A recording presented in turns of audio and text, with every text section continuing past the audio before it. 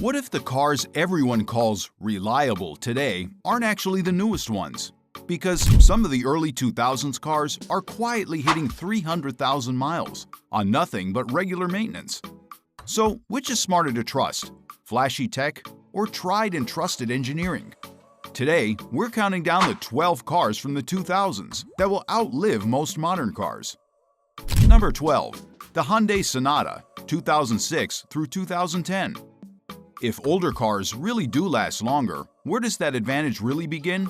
Well, it starts with vehicles built before automakers became obsessed with turbocharging and software-first design. And this leads us to number 12 on our list today.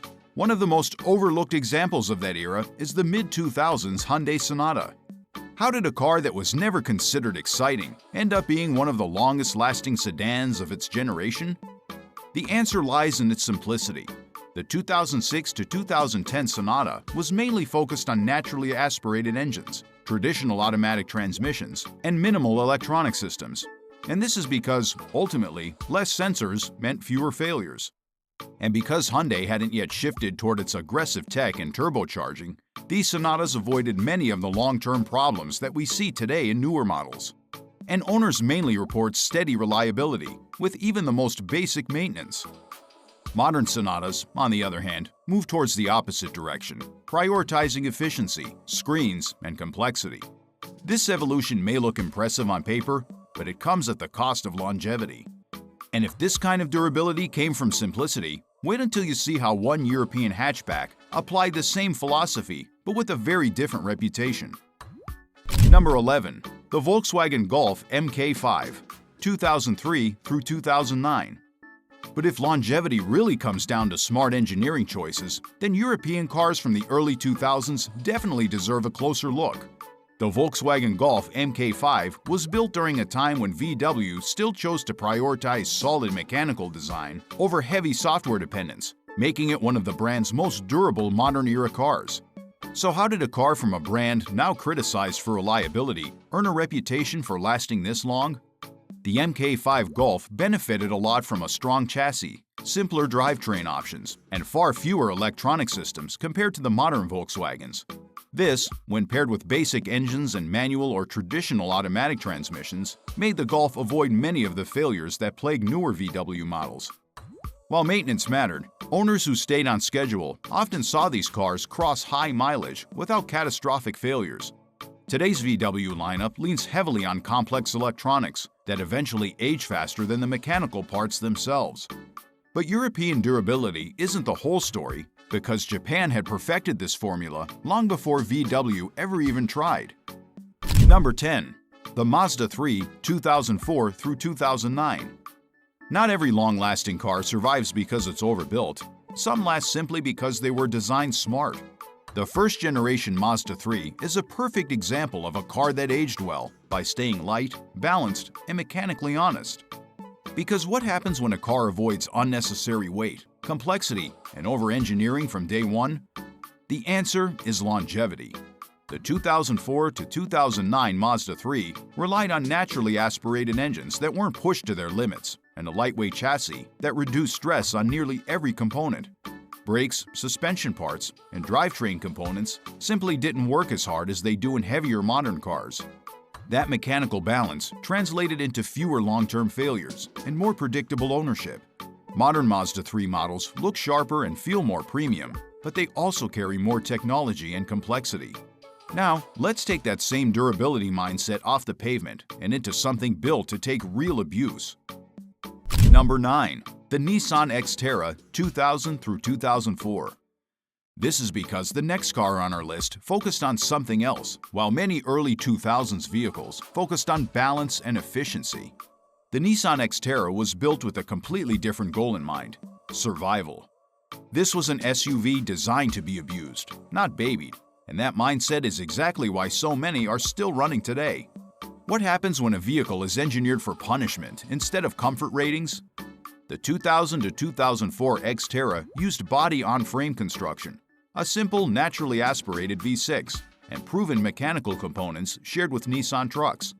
Owners could take these SUVs off-road, tow at them, and rack up miles without pushing the drivetrain beyond its limits. Modern SUVs have moved into the opposite direction, prioritizing ride comfort, fuel efficiency, and complex driver assist features. That shift made them more refined, but also more fragile. The Xterra proves that when durability is the priority, longevity follows naturally. But toughness doesn't always mean bulky. Sometimes it comes from smart engineering in all-wheel drive form. Number 8. The Subaru Outback 2000 through 2004. Before Subaru became synonymous with CVTs and advanced driver assist systems, the Outback was defined by something much simpler. It was mechanical confidence. So why are these older Outbacks still trusted in places where modern crossovers hesitate? The secret lies in Subaru's mechanical all-wheel drive system and durable drivetrains from this era. Power delivery was handled through traditional transmissions, not belt-driven CVTs, and electronic intervention was minimal. That meant fewer failure points and a more predictable ownership experience over time. These Outbacks excelled in snow, rain, and rough terrain without relying on fragile sensors or complex control modules. Modern Subaru CVTs, while efficient, have struggled with long-term durability, especially under high mileage and heavier use. The early Outback shows what happens when all-wheel drive is built as a mechanical system first, not a software feature. Number 7. The Lexus RX 330, 2004 through 2006. Now at number 7, we move into early 2000s luxury, back when luxury meant refinement without sacrificing reliability. The Lexus RX 330 was built during Toyota's most conservative engineering era, before luxury SUVs became rolling computers. So how did a premium SUV manage to age better than many economy cars built today? The RX 330 relied on a naturally aspirated V6 that was understressed, smooth, and proven across multiple Toyota platforms. Lexus focused on durability first, comfort second, and technology last, and it shows quite easily. Owners regularly report these vehicles surpassing 300,000 miles with basic maintenance. The interior materials also aged better than many newer luxury cabins, which now rely on fragile screens and touch-sensitive controls. If you're enjoying this breakdown and love honest car content, make sure you hit that subscribe button. Number 6. The Toyota Highlander 2001 through 2007. Now at number 6, the Toyota Highlander represents Toyota at its most conservative. This was a family crossover built long before efficiency targets and tech features dictated engineering decisions. What happens when a vehicle is designed to be dependable instead of impressive? The early 2000s Highlander used overbuilt, naturally aspirated engines, paired with proven automatic transmissions. These powertrains were already well tested across Toyota's lineup, meaning problems were identified and resolved before the Highlander ever reached customers. Electronics were minimal, emission systems were simple, and the vehicles weren't pushed to extract maximum efficiency. That reduced stress on components and allowed the drivetrain to operate well within its limits. Modern crossovers focus on fuel economy, weight reduction, and complex technology. While those priorities improve short-term performance and efficiency, they often reduce long-term durability. Number 5. The Lexus ES 330, 2004 through 2006. Next up at number 5, we have one of the most quietly durable luxury sedans ever built. The Lexus ES 330 came from a period when Lexus focused almost entirely on long-term reliability, not digital features or aggressive performance targets. How did a luxury sedan manage to outlast so many economy cars from the same era? The ES 350 used a naturally aspirated V6, known for exceptional longevity, paired with a low-stress automatic transmission that wasn't tuned for sharp shifts or fuel-saving tricks.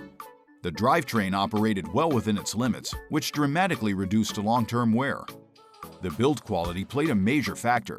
The interior components aged gracefully, electronics were limited, and critical systems were engineered to last rather than impress.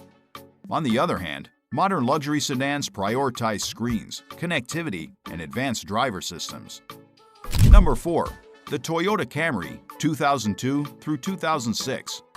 Coming up at number 4, the Toyota Camry represents peak mainstream reliability. This generation was built during a time when Toyota prioritized durability, ease of ownership, and long service life over design trends or advanced technology. Why did these Camrys seem almost impossible to kill? The 2002 to 2006 Camry used legendary naturally aspirated engines paired with simple, proven automatic transmissions. These drivetrains were understressed, well-tested, and designed to operate reliably under everyday conditions for hundreds of thousands of miles. Maintenance was straightforward and affordable. Parts availability was strong, labor was simple, and failures were rare compared to modern equivalents. Electronics were limited to essentials, in turn reducing the risk of long-term electrical problems. Modern Camrys introduce hybrid systems, complex emissions controls, and significantly more electronic integration, which eventually leads to long-term problems. Number 3. The Honda Accord 2003 through 2007. Coming in at number 3, the Honda Accord adds to this list for a reason. This generation was built at a time when Honda's reputation was defined by mechanical integrity instead of software features or forced induction. What makes this Accord generation outlast so many newer versions? The 2003 to 2007 Accord relied on naturally aspirated engines with strong internal architecture and conservative tuning. These engines delivered smooth power without placing unnecessary strain on critical components. Paired with the traditional automatic or manual transmissions, the drivetrain earned itself a reputation for consistency rather than excitement. What truly set this generation apart was predictability. Owners knew what to expect. It was stable performance, manageable maintenance, and the ability to accumulate mileage without surprises. Number 2. The Ford Crown Victoria 2000 through 2011. Now at number 2, the Crown Victoria isn't flashy, but it's legendary for surviving extreme use. Being designed for police fleets and taxi services, this sedan was engineered to endure abuse that would crush most modern vehicles. But how did a full-size sedan built for law enforcement outlast almost everything else on the road?